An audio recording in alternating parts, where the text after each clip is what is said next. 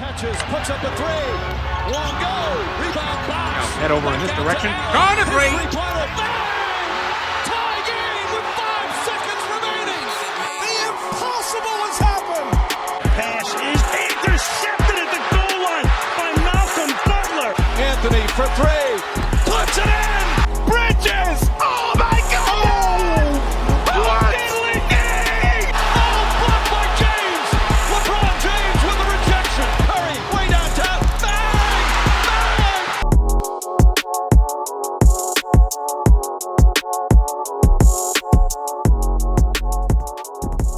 All right, and we're back. What's going on, guys? Welcome back to Cam's Corner. Joining me today, 6'1" guard at the University of Rhode Island, playing for his home state, coming out of Providence. Guys, help me in welcoming Sebastian Thomas to the podcast. Sebastian, tremendous work from you so far. URI, how you been, man? What's going on? I'm doing good. Appreciate you for having me.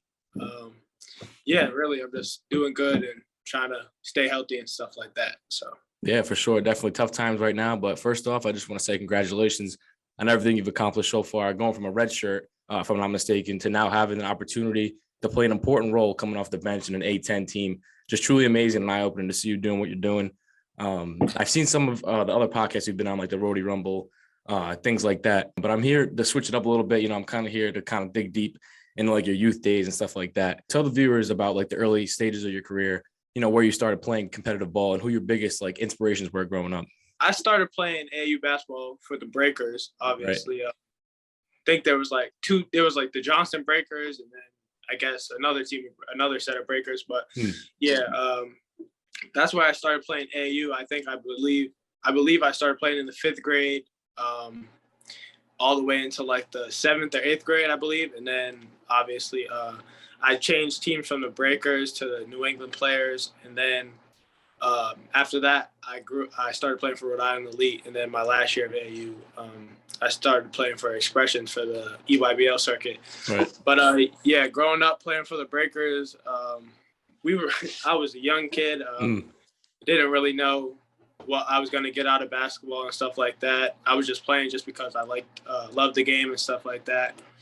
And that was really why I played the game. But a couple of my inspirations were obviously my cousin and a lot of my family members just put the basketball in my hands at a young age and stuff like that. And they would always push me and they were very competitive and stuff like that. So that's where I would say I get playing basketball from and who I get playing basketball from. So from your family, did you have any like family members, relatives from like the pro levels and the college levels that you like looked up to in a way? Oh yeah. My cousin, he played Division III at Johnson & Wales, but he had a great career and stuff like that. He led the NCAA in scoring, like all divisions. And then he went on to play professional basketball in Spain and other countries across the world. So, right. So definitely good inspirations there. I remember when I was playing AAU, I was like short, fat, unathletic. I'm pretty sure I was thrown around on a couple teams, back and forth. I remember Rhody was my coach with the Breakers, like when I first started. And I'm pretty sure like you were on that team too. And I'm bouncing around. Playing with a bunch of different age groups. Did it feel like any different playing with like older kids, like being at like such a young age? Yeah, a little bit, It was definitely harder for me. Growing up, I was small too, like skinny. Right. I didn't have a lot of height. So just growing up playing against older kids, stuff like that, it was a little tough at first, but I got used to it and eventually got me better and got me to where I am. So it was cool. Right. So like I said, bouncing around from like different teams, in AAU being like so like young, having so many different coaches, playing with different teams. Like I said, when were you like who's like a coach that really like stuck with you like throughout those years? Throughout my AAU years? Right. Throughout your well, I guess like your whole career kind of like that's been like really stuck with you. That's really been like I said, a true inspiration like on the coaching side.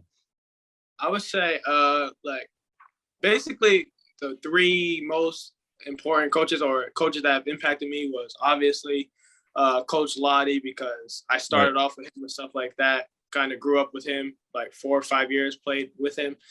And then I played high school for Coach Gomes. He was a great coach, just a great person and stuff like that. And then for AAU, I played for Rhode Island Elite, and the coach's name is Coach Nick. He's a great guy, cares about the kids and stuff like that. So really, all three of those coaches just pushed me and made me become who I am today. So yeah, for sure. Like while we're on the topic of AAU ball, what was it like playing with, like you said, the URI Elite, hoop group, all these big name programs like that, where like a lot of pro named players like have played at? Like what was the kind of like competition level like, and what was those experiences like for you? Rhode Island Elite, it was a great experience. I started playing in freshman year, my 9th grade year. But back then, we didn't get too much recognition because the program wasn't as big and stuff like that. But junior year and last year, I would say our elite started getting a lot of recognition because we joined the hoop group circuit and stuff like that. Ended up playing a bunch of great players and stuff like that. I'll get into that after. But we got a lot of more recognition and stuff like that these last 2 years. We also had guys on our team. One guy who was 7 feet, who it was very rare to see him on our team because there's not too many 7-footers in Rhode Island and stuff like that. Right. So he brought a lot of attention to the team. But overall, it was just a great experience and stuff like that. We got to play Imani Bates. He was the #1 kid in the country. Yep. Got to play Team CP3, a bunch of EYBL teams, and it was overall just great competition. And we got to put our names out there and stuff like that and show the world who Rhode Island Elite was. So it was great. Yeah, I'm shocked to hear that it wasn't like that big of a program because I've seen it for so many years. Corey Wright was he's the founder of it, right? Nick Light is the founder of it. Nick Light, okay. A couple of other guys, but yeah. Right. So how did you get yourself into it? Like, did you just were you recruited for it, or was it something that you kind of signed up for? Or? So back in I made the transition from my 8th grade to my 9th grade year. Mm-hmm. And that was when I was going to high school. And Coach Rhody, he kind of we ended things because he went on to a new team and stuff like that. He ended up coaching high school basketball. Yeah. So we were looking for a team and stuff like that. And my friends, this is when I didn't really take basketball too serious, but I knew I was good, but I didn't know I could be something. So, right, yeah. I just followed my friends one day, and they told me to come try out for this team, Rhode Island team. And I didn't really, back then when I wasn't too big on basketball, as much as I am now, my parents, they wouldn't bring me to Boston or to Massachusetts or New York to find a team to play for. So it was just a local team, and my friends and I just played on the team for fun, really. And then obviously as the years went on, it got more serious. So that's how I found out about the team. Yeah. So you guys were kind of the building blocks, the founding, kind of players, to get the program up and going. So, that's great experience, like I said. And so after all that AAU experience, what made you choose Hendricken to continue your basketball career? And were there other schools you were considering at the time, or was Hendricken the main focal point for that? Yeah, Hendricken was the main school I wanted to go to just because I knew a lot of kids going there, and I had some family members go there as well. Mm-hmm. And obviously the basketball part of it, they were really good back then, and they're still good now. But those were the two things that attracted me to Hendricken. So I ended up just making my decision and stuff like that and going there. Did you ever consider a public school where you were at, or just any other, maybe a school out of state or something like that, or just being in Rhode Island, Hendricken was no, this is where I'm gonna go? It was either Hendricken or my dad. He actually wanted me to reclass in the 8th grade and go to Coach Lottie's school, but I didn't really want to do that. Yeah. We just talked it out, and I ended up deciding to go with Hendricken. There you go. So as a freshman, were you already on varsity? How long was it until you had a solid role on the team where you were getting important minutes? Actually, freshman year, I was on JV and stuff like that. Mm-hmm. And then midway throughout the year, I was supposed to get moved up one game, but I ended up missing one of my games because I didn't wash my jersey and stuff like that. And I didn't want to wear the jersey again. So I missed the game. And then Coach Gomes pulled me into his office and was like, we were going to move you up, but you ended up missing the game. So I had to wait a couple more games after that. And that's when I got moved up. In freshman year, it was just kind of a learning experience for me because we had so many guys on the team, and we ended up winning the championship that year, but I was just sitting from the bench. So it was still cool and fun to watch the guys win the championship. But it just helped me learn a lot. So he sat you because you didn't wash your jersey for like the next game or something like that, or like? Yeah, the game was on a Saturday. We played on a Friday, Yeah. And then Saturday morning we were supposed to travel to Mass to play a game. And Friday after the game, I slept at my friend's house, and I didn't have another set of clothes, so I didn't wash the jersey or anything. Yeah. And Saturday morning, I didn't go to the game. And then on Monday, he was going to move me up, or whenever the next game was, but he ended up waiting a couple more games after that to move me up. So, yeah, that was bad. Yeah. So after that year, how easy was it for you to like adjust to the pace of the game and the level of competitiveness at the Division I level, like playing? So your sophomore year, you were like full varsity and everything like that. Yeah. So sophomore year, we had Angel on our team, Bobby, Andre, and a couple other guys. But yeah, I was still a big part of the team and stuff like that. But I felt like I couldn't really. It wasn't my team just because I was still an underclassman. But that year was fun. I impacted the team as well as the other guys I named, but we ended up losing in the first round to Cumberland, which was sad because we weren't supposed to lose that game. Right. Yeah, we were projected to win the championship that year, or us in NK, but we ended up losing first round. So, yeah. Right. So what game do you remember like that kind of like put you on the map in a way? Because like I know everyone knew who you were going in as a freshman, but like, what game in your eyes do you think has people talking and saying like this kid's gonna be like special and do damage like with this Hawks team? I would say 2 games. The first game we played at home against LaSalle, and I came off. We started the game and I came out strong. I think I had like 7 of my team's first 9 points and stuff like that. That game was like an eye-opener for me, and I feel like a lot of other people that were watching the game or fans of Hendricken. And then when the middle of the year, we traveled to New York for a tournament, and we played a good New York team. They were ranked in New York, and I had 23 points. So that was another good game for me and stuff like that. So those were the 2 games I would say. Right. So going into like your junior year and stuff, I know the 2020 tournament was canceled due to COVID, but you and the Hawks, you were able to still play in the divisions. You scored 32 points in that game, in that outing. You won 58-53. What was your mindset going into that game? Did you feel like you had to play like a huge role in order for your team to pull that win off?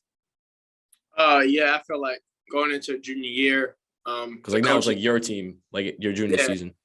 The coaches expected a lot from me, scoring, passing, communication, just being a leader and stuff like that. It was really me and Angel were the 2 guys who had the most experience on varsity. So all the other guys, either it was their first year or they were underclassmen. So Right. me and Angel had to do like we had a big role of just teaching the guys and helping them learn and stuff like that. But in the NK game, I scored 32 points, but I feel like I had not a bad game, just an okay game. Like I would force things in the first half. And then in the second half, after I went to the locker room, I just kind of let the game come to me and stuff like that, because I knew NK's game plan was probably to take me away just because I score a lot. Mm-hmm. But in the second half, I just got hot and I ended up winning the game for us. Well, we won the game. I just scored the last couple of points. So, yeah. Exactly. So, like I said, how did you feel after the game? Like, how was your mindset like after the outcome? I was really proud of our team and stuff like that, and myself as well. Just because I think we were down like 7 points with 2 minutes to go or something like that. And I scored like 12 out of the last 15 points to bring us back. And I ended up hitting, I wouldn't say a game winner, but a big shot that put us up a couple of points. Right. With a minute left. So, yeah. Right. So like you said, kind of like you said, 32 points. For you, that's like an okay game. So to me, it's like, you gotta like people that have like, you know, big games and like a box score, you gotta kind of watch the whole pace of the game to kind of determine how well you played. So for you, what's your mindset like when you have 32 points, but say you have like, you know, 3 or 2 like crucial turnovers, something like that? Like you said, like, well, how come you felt like there was like an okay game for you that game? Yeah, that just because points are not all the things that help a team win. Right. I have some bad turnovers and stuff like that. And back in high school, I didn't play defense that well. So just lacking on defense, turnovers, poor shot selection, just all those things. That's how I critique myself. So yeah, that's what I would say, that I had an okay game, but for scoring, I feel like I did a good job. No, exactly. So having all that attention on you, like I said, like at an early age and all that stuff, did you ever feel like pressured to like always perform at like the highest level that you possibly could? Yes, but I feel like it's just pressure that I put on myself. Like me going into games and being the person I am, I'm very hard on myself. And I want to like it's really me and my dad. Like my dad's like my biggest critique or hater, I would say. So just making him proud and me playing well, that's the pressure I get put on before games. So yeah, and being able to see you play this year, you seem like a person that doesn't really let anything around you kind of affect them, like the media, people coming in your ear and stuff like that. Has that ever been like a problem for you? Has that ever like kind of bothered you in a way, like hearing like what the media has to say, or just anything like on Twitter, like stuff like that?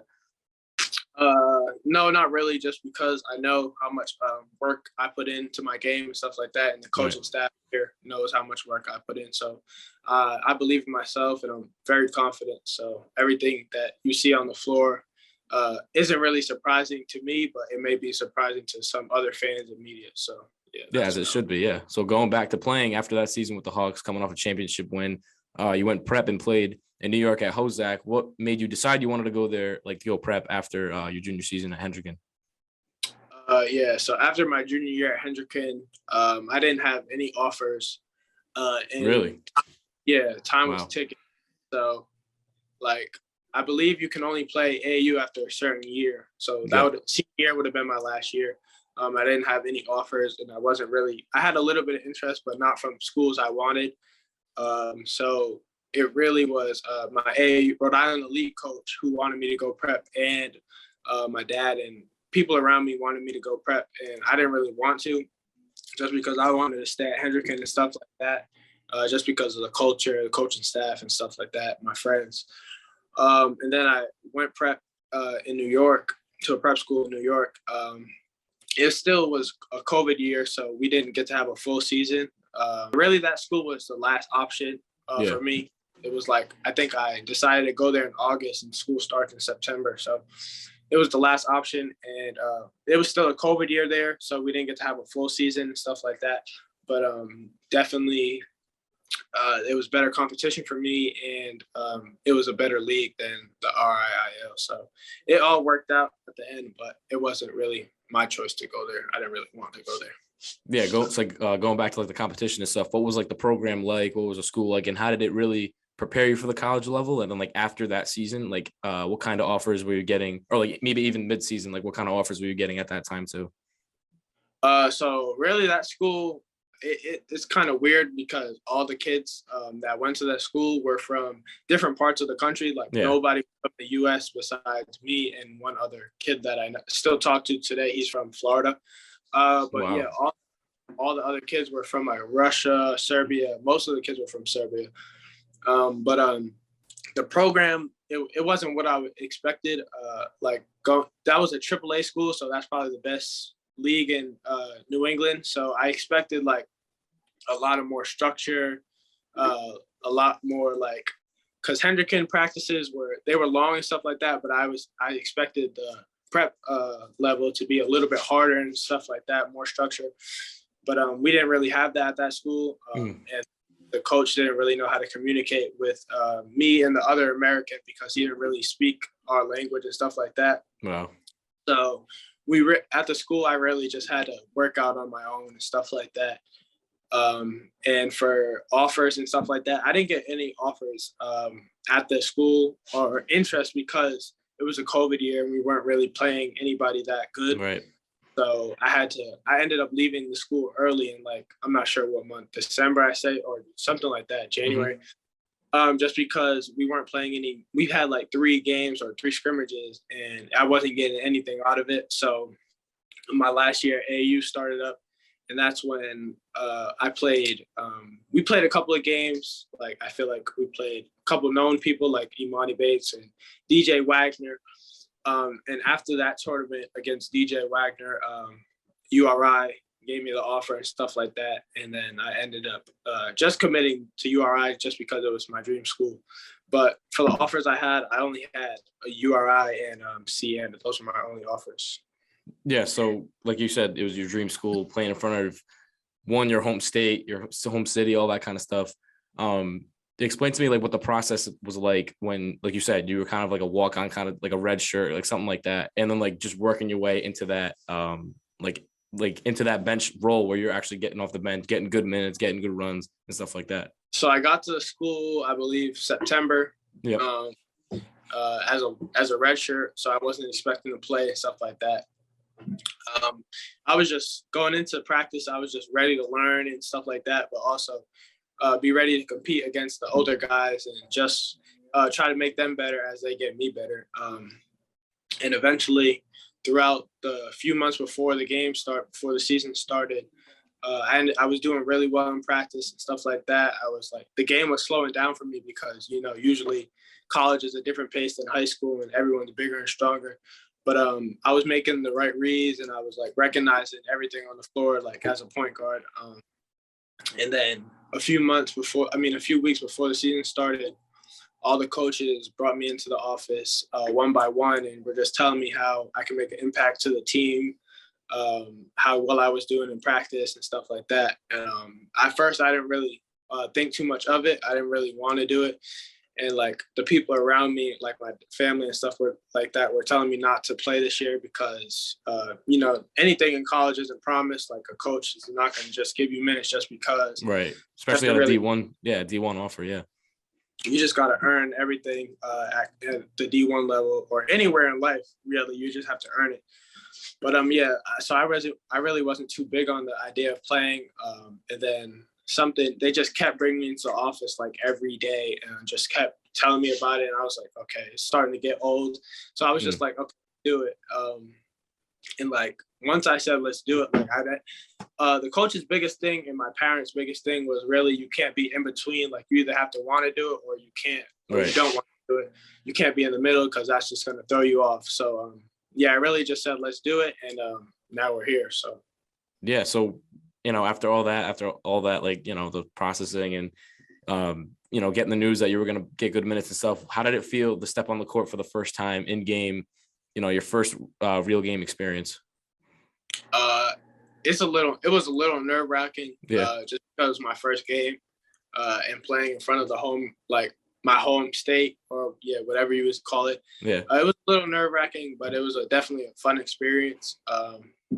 It's still a little nerve wracking to this day because like I'm a freshman. So even though I want like more minutes and stuff like that, I still have to like know that I'm a freshman and stuff like that. Yeah. So my time comes, so I just have to keep working. So was that first game against Johnson and Wales? You played Bobby's team, or was it like that was the first game, like your first real game?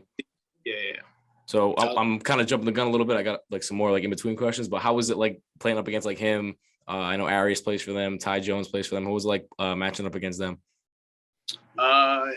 It was fun, because they're all three of them, all four of us are from Rhode Island. So it was just fun to be able to play against them at home and have they see like four Rhode Island kids just play against each other. Or you know what I mean. Play against right. Yeah. So like going back, like I said, how does it feel for you now? To see that your hard work is paying off and that your coach, David Cox, sees you being an important player in the rotation, like I said? It's like a blessing to be here, to just have the ability to play basketball, especially at the Division I level. But you can't get like too big on yourself, like you just can't stay complacent in life. You just got to keep working and just keep working to get where you want to get to at the end. So that's what I'm going to do. So. Yeah, for sure. I know you've probably been asked this like 100 times, but like, how do you go about your day? Like, how busy do you usually get? Like, how's it like tackling classes, studying, and all that kind of stuff? Workouts, like you said, I know you mentioned you have a ton of workouts like every day, like things like that. So right now we're on vacation, but when school was in like session or whatever, I would wake up. My day I would wake up around 7. Get to the gym around 7:30, and me and 3 other guys would have lift at 8 o'clock. So I probably eat a little breakfast before the lift or whatever. And lift is usually from 8 to 9. Then from 9 to 10, well, 10 was my first class. So really that 9 o'clock period to 10 o'clock, you get to do whatever you want. But usually I'm tired just because it's early in the morning and we just had lift. Mm-hmm. But then I would go to class from 10 to 11. And then from 11 to 1, that would be like kind of my free time. I could do whatever, like get a workout in. Oh, actually, I lied. You have to go to study hall from 11 to 12. And then from 12 to 1, you could do whatever you want, either work out or go get lunch. And then from 1 to 2:50, I had 2 different classes. And then from 3 to 6, there was practice. So really, I don't have any free time until after 6 o'clock. So like the season, pretty packed. So like what's practices like? Is it similar to like high school, like where you have like a team practice and then the gym is open like whenever you want to get shots up and things like that? Yeah, definitely. It's like high school, but obviously there's more details. We weren't really going over the other team as much as we do in college, mm-hmm. And knowing the other team's personnel and who they have on their team and what they like to do, their tendencies and stuff like that. So, in high school, we didn't really watch a lot of film on the other team. Like now in college, we watch like 30 minutes of film on the other team and stuff like that. So that's probably the main difference. Do you have to do that like on your own or like you do it like as a team? Like, yeah, we do it as a team before practice for like 30 minutes. And then you can do it on your own after or whenever you're free. So. Do you have any like other buildings like on campus for like practice and like weightlifting and stuff like that? Or is like everything like kind of like in the Ryan Center, like for you guys? Yeah, everything's in the Ryan Center. But this summer, they're building they're taking out one of our old gyms and stuff like that and creating a new basketball practice facility for the men's and women's team. So that should be up next year, and that should be fun to see. Yeah, there you go. So like the experience seems like it's been going good so far, but it's, obviously jam-packed and busy. But going back to like kind of like the playing experience, run me through your experience having the chance to play at the Dunkin' Donuts Center against Providence College. Like I said, your home city, probably a team you watched growing up all these years. Like, what was that experience like for you? Yeah, it was crazy. Going into the game, like the day before the game, we stayed in a hotel in Providence, shoot around the day before the game. And I was a little nervous, like when I got to the gym when nobody was in the stands, stuff like that, just because growing up, I always would go to Providence games and I would watch Bryce Cotton and Chris Dunn and all those guys, like some of my favorite players growing up. So I was a little nervous to like shoot around. Well, not nervous, but it was just kind of surreal to step on that floor and just shots up. But in the game the next day, when everyone was there, I think it was a TV game. So, and the packed out. So it was just a great environment and I wasn't nervous at all. And I felt like I played good that game. So it was just great to see a lot of my family and friends come to the game. And even if they weren't there for me, just playing in front of the state of Rhode Island, it was just a great experience. Exactly. That, like you said, you're not really nervous. It's kind of more of like an adrenaline rush. Like you're like, it's kind of so much like all at once, especially being in the Dunkin' Donuts Center, like you said, being there when you were a kid. But kind of going along those lines, also like that same game, what was it like matching up against someone like AJ Reeves, who's been like PC's top guy for a little bit now? Yeah, it's just a crazy feeling. Yeah. I was in high school like a year ago, and I to watch him, David Duke, play for PC when I was in high school. So now it's just crazy. So yeah. Do you still like talk to David Duke and stuff like that? Do you like asking for advice and things like that? Yeah, I talked to him. The last time I talked to him was like this summer. I just asked him for advice and stuff like that. But definitely someone I can reach out to. I feel like even though I'm not that close with him, he's still like a big bro to me, and he's basically done what I'm doing.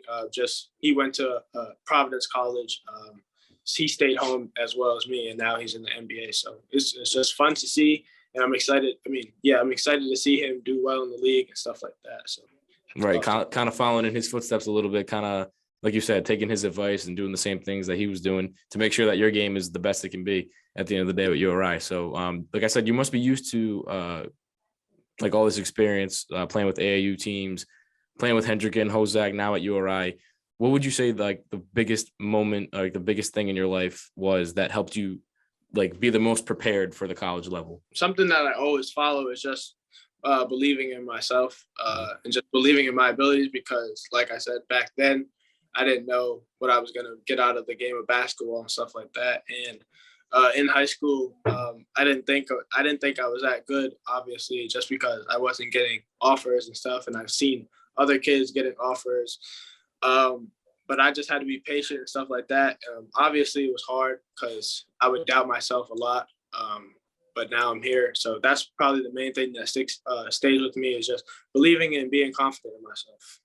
No doubt, man. No doubt. And to kind of wrap everything else up, everything that we talked about today, what are you hoping to accomplish for yourself going on with the rest of this season? Hopefully COVID doesn't affect any of it, just for yourself individually and for your team as a whole. For my team as a whole, obviously I want to make March Madness and obviously win the A10 championship, but I feel like we have a great chance to do that. But personal goals, I want to average a good amount of assists, like 4 probably for the year. And I feel like I'm not scoring the ball right now as much as I was in high school, but I feel like that's going to come. So I'm not too worried about that, but just limiting my turnovers and getting my assist number higher. So that's probably my personal goals. Yeah, definitely. And in time that will come, man. Like I said, you're only a freshman. You got a ton of time, 1, to improve, and 2, to keep, doing your thing. So before I, end everything, when's your next home game? Sunday. This Sunday. Okay. So, you have, like you said, you're on break, but you still have practices and things like that. Mm-hmm.